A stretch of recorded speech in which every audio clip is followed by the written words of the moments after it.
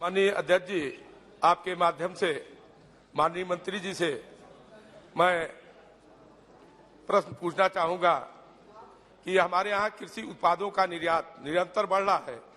देश के दूर दराज इलाकों के किसानों को भी इसका फायदा मिले और वो भी अपना उत्पाद निर्यात कर सकें। जैसे पूर्वांचल के मेरे संसदीय निर्वाचन क्षेत्र सलेमपुर के अंतर्गत देवरिया तथा बलिया कृषि उत्पाद के दृष्टिकोण से काफी समृद्ध है। यहाँ खाद्यान्न के साथ साथ फलों और सब्जियों का बड़े पैमाने पर उत्पादन होता है। यहाँ की जमीन काफी उपजाऊ है, जिसके कारण यहाँ फलों और सब्जियों के निर्यात की अपार संभावनाएं हैं। लेकिन वर्तमान में निर्यात को बढ़ावा देने के लिए कोई तंत्र विकसित नहीं किया गया है। मैं आपके माध्यम से माननीय मंत्री जी से जानना चाहता हूं कि क्या कोई केंद्रीय दल भेजकर देवरिया और बलिया सहित पूर्वांचल में निर्यात की संभावनाओं का पता लगाने के लिए मंत्रालय की कोई मंशा है? अध्यक्ष महोदय, इस बार माननीय प्रधानमंत्री जी ने मन की बात के अपने अंक में हमारे डिपार्टमेंट ऑफ कॉमर्स की एक बहुत बड़ी उपलब्धि का उल्लेख किया है। हमारा मर्चेंडाइज एक्सपोर्ट जो $400 बिलियन तक पहुंचा और निर्धारित समय सीमा से 9 दिन पूर्व पहुंचा, और इसमें हमारे कृषि निर्यात की एक बहुत बड़ी भूमिका है, एक बहुत बड़ा योगदान है। 2018 में भारत की सरकार एग्रीकल्चर एक्सपोर्ट पॉलिसी लेकर आई और हमने तय किया कि हम कृषि उत्पादों को दुगना करेंगे और साथ ही साथ हम किसानों की आमदनी को बढ़ाएंगे और हमारे किसानों के और कृषि उत्पादों को हम ग्लोबल वैल्यू चेन्स में इंटीग्रेट करेंगे। इस दृष्टि से हमने अपने इंटरवेंशंस को स्टेट और डिस्ट्रिक्ट लेवल तक ले जाने का काम किया है। हमारी एक संस्था एपिडा है जो इसमें एक महत्वपूर्ण भूमिका अदा कर रही है। पूर्वांचल का जो उल्लेख माननीय सदस्य जी ने किया है, मैं उनको विशेष तौर से बताना चाहती हूं कि एपिडा खास तौर से पूर्वी उत्तर प्रदेश पर इस दृष्टि से ध्यान दे रहा है और वहां पर जो हमारे फार्मर प्रोड्यूसर ऑर्गेनाइजेशंस हैं या एफपीसीज हैं, उनसे संपर्क करके डिस्ट्रिक्ट लेवल एक्सपोर्ट प्लान जो बनाया गया है, उसके तहत ऐसा कोई भी कृषि उत्पाद जिसके अंदर निर्यात का पोटेंशियल है उसको आइडेंटिफाई करके उसके निर्यात की दृष्टि से संवर्धन के लिए कार्य कर रहा है। धन्यवाद। आपने जो उल्लेख किया है बलिया या देवरिया का, वहां पर भी जो कृषि उत्पाद है एपिडा के माध्यम से डिस्ट्रिक्ट एक्सपोर्ट प्लान में उसको सम्मिलित करा के उसके एक्सपोर्ट पोटेंशियल को देखकर हम वहां के उस उत्पाद को आगे दूसरे देशों में निर्यात करने के प्रबंध करेंगे। ऐसे तो आपका प्रश्न का पूरा जवाब आ गया, तो फिर माननीय मंत्री जी ने रवि किशन जी ओके जवाब दिया है। ओके अध्यक्ष जी, रवि किशन जी। धन्यवाद अध्यक्ष महोदय। जैसे कि यशस्वी प्रधानमंत्री जी का लक्ष्य है किसानों की आय को दुगना किया जाए और बहुत क्रिस्टल क्लियर उनके मंशा रहती है हमेशा। इस संबंध में मैं आपके माध्यम से माननीय मंत्री जी से जानना चाहता हूं। गोरखपुर एक बहुत बड़ा महानगर है और बहुत फर्टाइल जमीन है, वहां फल फ्रूट सब्जियां बहुत होती है। बस उनके निर्यात के लिए आई वांटेड कि एक्सपोर्ट हाउस की सरकार की माननीय मंत्री जी की मंशा क्या है और अगर है तो कब तक पूरा किया जाए? मंत्री जी। अध्यक्ष महोदय, जैसा कि मैंने पहले भी बताया कि हमारी जो ऑर्गेनाइजेशन है एपिडा, उसके माध्यम से जो एफपीओज हैं, जो एफपीसीज हैं, उनको पूरी तरीके से जो सहयोग प्रदान करना है वो किया जा रहा है। फार्मर्स कनेक्ट पोर्टल के जरिए से हमारे किसानों को एक्सपोर्टर्स से जोड़ा जा रहा है मार्केट लिंकेज उपलब्ध कराने के लिए। इसके साथ ही साथ जो आपने गोरखपुर का उल्लेख किया, मैं बताना चाहूंगी कि काला नमक चावल उसका हमने निर्यात इस क्षेत्र से करना प्रारंभ कर दिया है। एक्सपोर्ट इंफ्रास्ट्रक्चर बनाने में भी एपिडा की एक भूमिका है और किसी भी प्रकार का एक्सपोर्ट इंफ्रास्ट्रक्चर बनाने के लिए एपिडा के पास सारे संसाधन उपलब्ध हैं। आपके यहाँ भी अगर किसी प्रकार के संसाधन की आवश्यकता है तो एपिडा के माध्यम से या हमारे मंत्रालय की एक और स्कीम है tie scheme, trade infrastructure for export scheme, जिसमें हम 20 करोड़ तक का ग्रांट दे सकते हैं। उसके तहत उस इंफ्रास्ट्रक्चर का निर्माण किया जा सकता है। श्री गिरीश चंद्र जी। माननीय अध्यक्ष जी, आपका बहुत बहुत धन्यवाद। माननीय अध्यक्ष जी, मैं आपके माध्यम से माननीय मंत्री से पूछना चाहूंगा कि किसान कनेक्ट पोर्टल कार्यक्रम किसानों के लिए कैसे काम करता है? क्या किसान इस पर अपनी समस्या या उनके कुछ सुझाव को अमल किया जा सकता है? यदि हाँ तो कैसे? क्या इस पोर्टल पर किसान अपनी शिकायत भी कर सकता है? माननीय मंत्री जी। माननीय अध्यक्ष जी, जो हमने फार्मर्स कनेक्ट पोर्टल बनाया उसका उद्देश्य यही है कि हमारे देश के किसान बड़ी मात्रा में कृषि उत्पाद पैदा करते हैं, चाहे वो फल फूल सब्जियां हो या अनाज हो। और हमारे एग्रीकल्चर प्रोडक्ट्स में एक बहुत बड़ा पोटेंशियल है कि हम देश के निर्यात में उसका योगदान सुनिश्चित कर सकते हैं। लेकिन हमारे देश के किसानों को एक्सपोर्टर्स से कैसे कनेक्ट किया जाए, इसके लिए ये पोर्टल तय किया गया है। तो हमारे जो किसान भाई होते हैं वो उस पर रजिस्ट्रेशन करते हैं, एपिडा उनकी मदद करता है, इसके माध्यम से एक्सपोर्टर्स से उनका संपर्क होता है, उनको मार्केट लिंकेजेस मिलते हैं और एपिडा साथ में साथ किसानों की कैपेसिटी बिल्डिंग और ट्रेनिंग करता है कि कैसे वो एक्सपोर्ट के लायक अपने प्रोडक्ट को बनाएं और किसी भी प्रकार के उनकी जो समस्याएं होती हैं, उनकी जो क्वेरीज होती हैं, उनके जो डाउट्स होते हैं, उसके लिए ये प्रशिक्षण कार्यक्रम चलाया जाता है। और इसमें मैं आपको बताना चाहती हूँ कि 3,295 किसान और 3,315 एक्सपोर्टर्स हैं जो इस पर रजिस्टर्ड हैं। Shri D.M. Kathir Anand. Sir, the question is about the organic cotton. So, question number 384. A statement is tabled, sir. Sir, the question is whether the production and the area of cultivation of organic cotton increased from 300 to 400% after COVID-19. If so, I need the details. The details of India's organic cotton production and the exports in terms of quantity and value. Whether any organic certification agencies violated the National Program of Organic Cotton, the certifications were made but they violated it.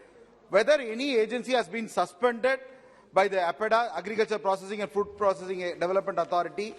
If so, the details I seek, sir. Whether the organic certification agency certified those grower groups in the areas, the details I seek, sir.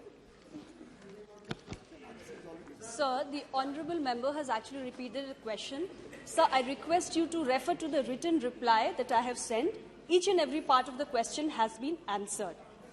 If you have any supplementaries, I would be happy to answer. Sir, if you want me to repeat, I can repeat the written answer. But it has been answered already in the written reply. नहीं, आपने अगर verbally पूछा तो आप जवाब दे दो, उसमें क्या दिक्कत है? सर, मैं इस सदन को बताना चाहती हूँ कि दुनिया में जो हमारा ग्लोबली द ऑर्गेनिक Sir, आपको मैंने इजाजत दी, आपको इजाजत सप्लीमेंट्री में दूंगा। After supplementary allow you. Organic cotton and it is involved with the farmers. If I request the minister to answer in English so that the entire country will be aware of it, sir. answering in English, I request. Sir. I'm answering in English, sir. So first part of the question, you've asked me about the area of cultivation and the production. Both things have increased. The area of cultivation under organic products has gone up by 153% and the production has gone up by 142%. I also want to inform the honourable member that insofar as the area of cultivation and production is concerned, it is the Ministry of Agriculture and Farmers Welfare which looks into it. Our roles, the role of Department of Commerce comes in when we have to certify the agencies. So the global market for the organic products has grown very big. It is as high as 106.4 billion euros. And the major markets are US, European Union, Canada and Great Britain. The Indian products globally have been recognized and our organic products have made a mark across the globe. We started the national program on organic production way back in 2001. Since then, our production has also increased and our exports have also gone up. So our exports have increased from 62 crores in 2002-03 post the NPOP to 7,778.50 crores in the year 2020-21. Now, why has this been possible? So this has been possible, such a record growth, because under the NPOP, we frame national standards for the production of organic products. And we are very stringent about it. Our national standards are never compromised with, and the farmers, the producers, the growers are always expected to adhere to those national standards throughout the entire operations whenever they produce any organic product. There are certification agencies or bodies which are certified by the National Accreditation Board. They are accredited by this body, and they look into and certify the organic products and give them the India Organic Mark. In case there is ever any complaint, APIDA looks into it, The evaluation committee looks into it. They send their support to the report to the NAB. And if there are irregularities, if there are malpractices, if there is any procedural lapse, we tend to suspend the accreditation of those certification bodies to make sure that the standards which are in harmony with the international standards are never compromised with, because India's reputation, we don't want to put it at stake. Our organic products, I emphasize, sir, are recognized globally. Supplementary. Sir, the quantum of an organic cotton turnover, as per Minister has mentioned, is almost 150 crores, 1,50,000 crores. Sir, 40% of the organic cotton farmers are fictitious. They are giving a false statement. Because of this, the real organic growers are being punished and they are being harassed. When the organic farmers, they are asking for a clarification or they are going for an export for overseas countries, because of the malpractitioner exporters, the entire organic cotton market is being put to an alarm state. Not even for cotton, sir, for even spices and other things, because this is India is a big market for agricultural commodity. So when it goes to international market, if I can give you an example, chili exports, they put our shoe dye, whatever material they use for polishing our shoes is mixed with the chilies. Haldi, turmeric, they use the artificial colors into the haldi. So when these kind of commodities go to international market, the Indian pride goes down. So I request the minister, what kind of activities have you started to curtail this? And also the agencies which are marking them organic, fit for exports, whether they have violated anywhere, and have you punished them or degraded? This is my supplementary. Sir, I already explained in detail. I would like to repeat that we do not compromise with the reputation of the nation. So the products which are certified as organic by the certification bodies, there are certain standards which they have to adhere to. I want to bring to the notice of the honourable member, there are several certification bodies against which we have taken action. So in 2013, there's Natural Organic Certification Agro Private Limited, the suspension of accreditation under NPOP and termination of accreditation under NPOP, which was for 6 months. Similarly, there is Biocert India Private Limited in 2015, where the accreditation was terminated under NPOP, and 2019 Intertech India Private Limited, the suspension under NPOP and a penalty of 5 lakh rupees for 6 months. So there is a big list of certification bodies. We do not compromise at all. If there is any complaint of any malpractices, we take action. We never refrain from taking action against such bodies. And we have the whole operational structure which is functional to make sure that our products which are going into the global market certified as organic products, they follow certain standards. We have made an operational structure under the NPOP program. So we have the National Steering Committee, which is headed by the Secretary Commerce, and there are 3 other committees which support this committee, under which one of the committees is the National Accreditation Board, which is headed by the Additional Secretary. There's also a technical committee whose job is to look into and revise the standards as and when it is required. There's also an evaluation committee which makes a regular periodic assessment of these bodies to make sure that no standards are done away with. E.T. Mohammad Bashir. No. E.T. Mohammad. Hello? Small question. E.T. Mohammad Bashir. Sir, thank you very much, sir. Sir, this boosting of this cultivation of organic products is very important. Whether it is cotton or a food item, that is to be encouraged. I congratulate the Minister for giving a detailed reply on this. But, sir, there is a fact. There is an obstacle in front of this organic farming. What is that? That is genetically modified things. A lot of experiments is needed for that, sir. Without that kind of experiment, if that is used in the cultivation side, it's a very dangerous thing, sir. My opinion, sir, without a proper certification of genetically modified food and other things, these cultivators, farmers are misled, sir. I humbly ask the Honorable Minister whether you are aware of this danger. If so, what step you are going to take to address this issue? So it's really not related to the mandate of Department of Commerce. As I said earlier, we only come into play when the certification of the organic products is required. Suresh दानोकर जी। धन्यवाद अध्यक्ष महोदय। मेरे लोकसभा क्षेत्र चंद्रपुर के ज्यादातर किसान cotton की फसल उगाते हैं। मेरा मंत्री जी से सवाल है कि किसानों को ऑर्गेनिक कॉटन उगाने के लिए प्रोत्साहित करने के लिए सरकार क्या कदम उठा रही है? माननीय मंत्री जी।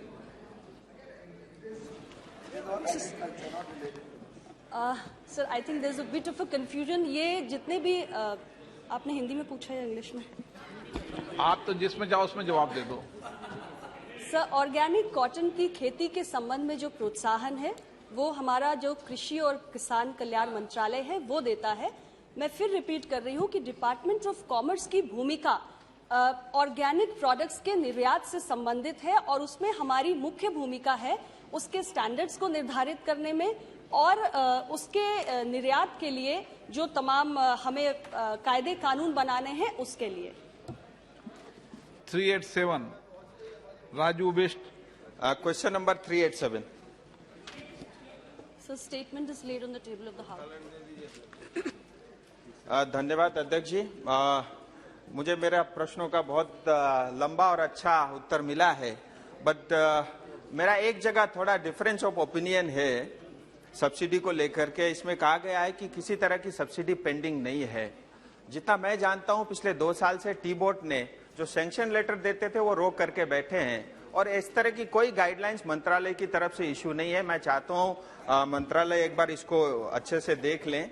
सर, दार्जिलिंग चाय उद्योग में एक अपनी शान रखता है, लेकिन आज समस्या ये है उसमें ग्रहण लगा हुआ है, वर्कर भी दुखी हैं और जो टी प्लांटर्स है वो भी बड़ी समस्या में हैं।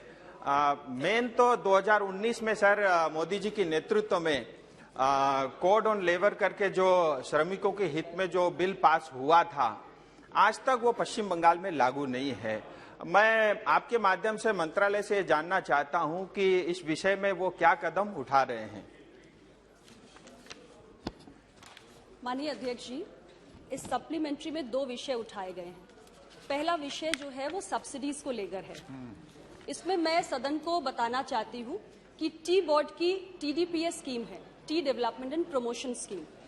इस स्कीम को हमने 2020-21 से 21-22 से 25-26 तक जब कंटिन्यू किया तो इसमें हमें 967.78 करोड़ इतना आउटले मिला, जिसमें जो 298.76 करोड़ था वो सब्सिडीज के पेंडिंग सब्सिडीज के क्लियरेंस के लिए था। उसमें एक जो ऑपरेशनल मोडालिटी है या जो स्कीम गाइडलाइंस है उसमें ये तय किया गया है कि जहां भी एक फॉर्मल सैंक्शन ऑर्डर हो चुका है, जहां हमने कोई भी इंस्टॉलमेंट नहीं दी है या जहां हम एक इंस्टॉलमेंट दे चुके हैं, तो जहां एक इंस्टॉलमेंट हम दे चुके हैं उसको प्रायोरिटी पर रखते हुए, उसके बाद जहां हमने कोई इंस्टॉलमेंट नहीं दी है उसको सीक्वेंस में रखते हुए, जहां भी एक फॉर्मल सैंक्शन ऑर्डर इशू हुआ है, ये हमारा जो 298.76 करोड़ है इसमें सारी हम पेंडिंग लायबिलिटीज को क्लियर करेंगे। और टी बोर्ड ने इन्फॉर्म किया है कि जितने भी एलिजिबल केसेस हैं वो सारे केसेस में जो हमारे पेंडिंग ड्यूज थे हम उसको क्लियर कर चुके हैं। अभी किसी प्रकार की कोई पेंडेंसी नहीं है। दूसरा जो आपने प्रश्न पूछा वो हमारे टी गार्डन वर्कर्स के वेलफेयर से संबंधित है। अध्यक्ष जी, जहां टी गार्डन वर्कर्स के वेलफेयर की बात है, हमारे TDPS स्कीम में भी एक वेलफेयर कंपोनेंट होता है जिसके तहत हम धनराशि का रकम का प्रावधान करते हैं। उसके माध्यम से हम ये काम करते हैं, जैसे उनकी एजुकेशन है, हेल्थ है, हाइजीन है और तमाम हाउसिंग फैसिलिटी है, मेडिकल फैसिलिटीज है, ऐसे बहुत सारी सुविधाएं दी जाती हैं। लेकिन मोटे तौर से जो टी गार्डन वर्कर्स का वेलफेयर होता है वो प्लांटेशन लेबर एक्ट 1951 के तहत गवर्न किया जाता है। अब ये हमारे 2 लेबर कोड में सब्ज्यूम हो चुका है, एक जो हमारा सोशल सिक्योरिटी कोड है और दूसरा हमारा occupational health safety and working conditions code है। इस कोड के संबंध में मैं बताना चाहती हूं कि हम एक गैजेट नोटिफिकेशन 2020 में कर चुके हैं, लेकिन इसको लागू करने में इससे संबंधित जो रूल है उसमें स्टेट गवर्नमेंट्स की एक भूमिका है, क्योंकि लेबर जो है वो कॉन्करेंट सब्जेक्ट है। तो अभी जहां तक वेस्ट बंगाल की बात है, ये जो लेबर कोड से संबंधित रूल्स हैं वो वहां की राज्य सरकार को फ्रेम करने हैं और हमारा मंत्रालय निरंतर ये प्रयास कर रहा है कि इससे संबंधित रूल्स पर जो एक्शन लेना है सरकार को वो जल्द से जल्द ले। राजू बिष्ट जी। धन्यवाद सर। जैसे ही ये लेबर कोड बिल लागू होता है तो हमारे श्रमिकों को कम से कम उनको मिनिमम वेज की गारंटी प्रदान करता है। सर, इसी तरह मेरा आपके माध्यम से दूसरा प्रश्न है, जो 200 वर्ष से ज्यादा समय से चाय बागान में जो श्रमिक रहते हैं उनका अपना घर है, उनका अपना मकान बना हुआ है, लेकिन उसके बावजूद भी आज तक जो है उनका जमीन का पट्टा उनके पास नहीं है। और जितना मैं जानता हूं शायद मंत्रालय ने भी कुछ पहल की है इस विषय को लेकर के। मैं आपके माध्यम से ये भी जानना चाहता हूं कि प्रजा पट्टा इश्यूज को लेकर के केंद्र सरकार या मंत्रालय की तरफ से हम कोई कदम उठा रहे हैं क्या? अध्यक्ष महोदय, प्रजा पट्टा का जो विषय है इसे हमारे माननीय सांसद राजू बिष्ट जी पहले भी उठाते रहे हैं।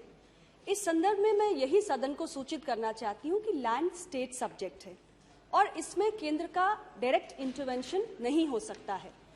बंगाल के या किसी भी राज्य के जो एग्जिस्टिंग लैंड लॉज होते हैं उसके आधार पर वहां की सरकार को तय करना है कि जो टी ग्रोअर्स जो कल्टीवेट कर रहे हैं किसी लैंड को और बहुत समय से उनके पास है, उसके ओनरशिप राइट्स उन्हें देने हैं या नहीं देने हैं। हमने आपके अनुरोध पर पश्चिम बंगाल की सरकार को रिक्वेस्ट किया, 2 बार उनसे हमने पत्र भेजा। 26 फरवरी 2021 को हमने पत्र भेजा और 6 सितंबर 2021 को, लेकिन ये निर्णय राज्य की सरकार ने ही लेना है, लैंड स्टेट सब्जेक्ट है। सुदीप बंदोपाध्याय जी। आपको लीडर को दिया, sir, T is a drink next accepted after water in the whole of the world. And sir, tea board headquarters is in Kolkata city under my parliamentary constituency. I should rather tell it that India was the largest tea exporter. Now it has come to the 4th position after Kenya, Sri Lanka, China, Indonesia. And Darjeeling teas are accepted as one of the best tea in the world. And the conditions of the tea gardens in the North Bengal area mainly are in a very serious condition. Few tea gardens are closed. Ministry of Commerce assured that these tea gardens will be opened under the care of Ministry of Commerce. No step has been taken so far. I want to know how many tea gardens in Darjeeling or in Duars area in North Bengal are closed up till now, and whether Minister is in a keen mood to go and visit the on-spot inquiry about the tea gardens, because this tea imports foreign money in the government exchequer. We should not forget it. अध्यक्ष महोदय, मैं थोड़ा सा विस्तार से इस विषय को रखूंगी। पूरे देश के अंदर आज हमारे पास 1569 इतने टी स्टेट्स हैं जो बंद हो चुके हैं, जिसमें 12 जो हैं वो हमारे 1569 स्टेट्स हैं जिसमें 12 हमारे बंद हो चुके हैं। इसमें से 9 पश्चिम बंगाल में है और 3 केरल में है।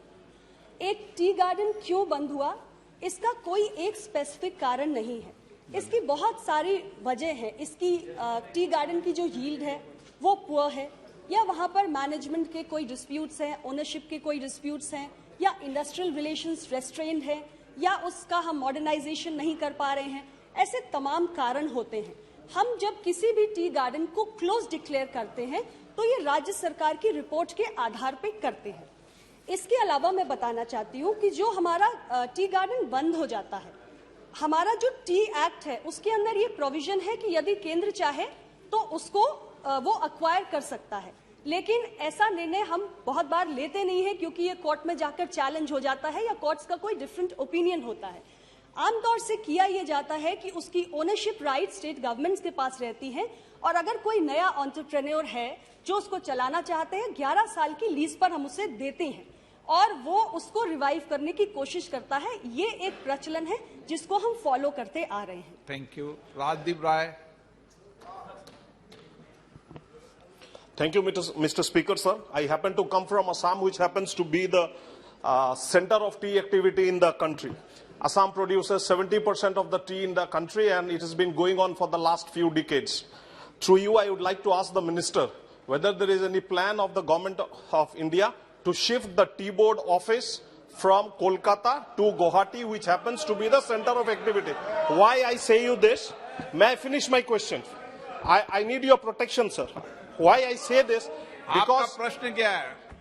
whether the government of India plans to shift the tea board office and the headquarter of other tea trading multinational companies or other companies to Guwahati from Kolkata. That is my first question. Second question. There are many. मंत्री जी, Sir, एक ही पूछा था, दो नहीं पूछा था।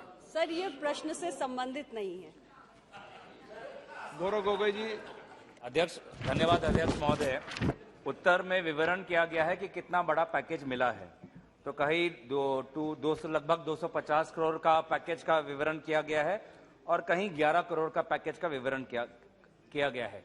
लेकिन सबसे बड़ा पैकेज वित्त मंत्री ने पिछले साल 2021 में अपने भाषण में घोषित किया था, 1000 करोड़ का पैकेज प्रधानमंत्री के नाम पर उस पैकेज का आज कोई विवरण नहीं। वो पैकेज गायब हो गया। उस 1000 करोड़ से एक पैसा भी ना दार्जिलिंग को गया है ना असम को आया है। तो वो बताएं कि ये वित्त मंत्री का जो ये स्कीम है या वित्त मंत्रालय का जो स्कीम है, इसको लेके आपकी मंत्रालय क्या कर रही है? माननीय अध्यक्ष महोदय, आपके माध्यम से सबसे पहले गौरव जी असम से आते हैं। मैं उनको आग्रह करना चाहती हूं कि सरकार की नीति और नीयत, इस पर किसी भी प्रकार का संदेह करने की आवश्यकता नहीं है। हमने 2021-22 के बजट में 1000 करोड़ के पैकेज की घोषणा माननीय वित्त मंत्री जी ने की। खास तौर से जो टी गार्डन में महिला वर्कफोर्स है, उनको और उनके बच्चों को ध्यान में रखकर निश्चित रूप से इसमें समय लगा है और मैं इसको आपको पूरा विस्तार से बताऊंगी। विस्तार से तो आपने देना, समय खत्म हो गया ना, 12 बजे। अध्यक्ष जी, फिर सवाल का उत्तर नहीं होगा। अध्यक्ष जी, सवाल का उत्तर नहीं होगा कि गौरव जी ने प्रश्न। आप कहते हैं कि सरकार गंभीरता से काम कर रही है। अध्यक्ष जी, टी बोर्ड ने 1000 करोड़ का जो पैकेज अनाउंस हुआ, उसके उपरांत प्रधानमंत्री 4 श्रमिक प्रोत्साहन योजना को ड्राफ्ट किया और इसको आगे बढ़ाया। इसमें एक ओपिनियन ये आया कि जो तमाम वेलफेयर के प्रोविजंस हैं, एजुकेशन को लेकर हो, हेल्थ को लेकर हो या अन्य कोई सुविधाएं हो, हमारे भारत सरकार के पहले से ऐसे बहुत सारे मंत्रालय हैं जिनकी कई स्कीम्स के जरिए ये तमाम फैसिलिटीज हम उपलब्ध करा रहे हैं और उनके पास पहले से एक इंस्टीट्यूशनल मैकेनिज्म उपलब्ध है।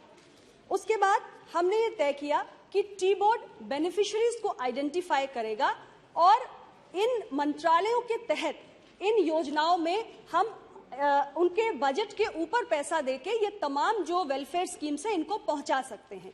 उसमें एक ओपिनियन ये भी आया कि अगर हम चाहें तो एक कैपिटल इंफ्रास्ट्रक्चर को बना सकते हैं, चाहे आंगनवाड़ी केंद्र हो या अस्पताल हो, मेडिकल सेंटर्स हो, आयुष एंड वेलनेस सेंटर्स हो, स्कूल्स हो, कैंटीन्स हो, क्रैश हो, ये तमाम चीजें हम कर सकते हैं। फिलहाल कैपिटल इंफ्रास्ट्रक्चर बनाने की जो एक एक्सपर्टीज है वो हमारे डिपार्टमेंट ऑफ कॉमर्स के पास नहीं है, लेकिन हमारी कोशिश है कि जो इन तमाम मंत्रालयों का, जैसे लाइन मिनिस्ट्रीज है, हमारा WCD है या एजुकेशन मिनिस्ट्री है या हमारा health and family welfare ministry है या youth sports and youth affairs है, इनके माध्यम से इनको एडिशनल फंड्स उपलब्ध करा के ये कैपिटल इंफ्रास्ट्रक्चर हम बना सकते हैं, जिससे ये सारे वेलफेयर प्रोविजंस हम उस इंटेंडेड बेनिफिशियरी तक पहुंचा सके। लेकिन अभी ये विचाराधीन है, ये हमारा एक प्रस्ताव है जो हमने रखा है, ये विचाराधीन है। इस पर डिपार्टमेंट ऑफ एक्सपेंडिचर ने नहीं, कोई जुमला नहीं है। No Gaurav ji, it is not at all sir, ये कोई जुमला नहीं है, ये कतई जुमला नहीं है। ये सरकार की एक बहुत ही इन डेप्थ थिंकिंग है, एक इन डेप्थ प्लानिंग है और बहुत सोच समझकर और बहुत ही व्यवस्थित तरीके से हम सारे लाभ को इंटेंडेड बेनिफिशियरी तक पहुंचाना चाहते हैं। ये जुमला नहीं है, आप इसे समझने से इनकार कर रहे हैं, आप स्वीकार नहीं करना चाह रहे हैं कि सरकार पूरी ईमानदारी के साथ हमारे पश्चिम बंगाल और आसाम के जो भी हमारे टी गार्डन वर्कर्स हैं, जो महिलाएं हैं, जो बच्चे हैं, आप उनके हितों के साथ नहीं है, इसलिए आप सुनना नहीं चाह रहे। आप अगर टी गार्डन की वर्कफोर्स के साथ हैं, अगर आप उनके हितों के साथ हैं तो सुनिए, सरकार बहुत ही व्यवस्थित ढंग से 1000 करोड़ के पैकेज के लिए योजना बना रही है और योजनाबद्ध तरीके से उसे हमारे जो इंटेंडेड बेनिफिशियरीज हैं उन तक पहुंचाने के लिए एक मंथन कर रही है। नहीं, आप सुनना नहीं चाहते हैं, प्रश्नकाल समाप्त। आप सुनना नहीं चाहते हैं और ना ही आप समझना चाहते हैं। अगर आप समझना नहीं चाहते हैं, अगर आप स्वीकार नहीं करना चाहते हैं, तो हम आपको नहीं समझा सकते। प्रश्नकाल समाप्त। Understand the government is deeply committed to the interest of the beneficiaries, the women workers in our workforce, in the tea gardens, the children's welfare. We are deeply committed to it, and you must understand what I'm trying to explain you in great detail. Thank you, sir. प्रश्नकाल समाप्त।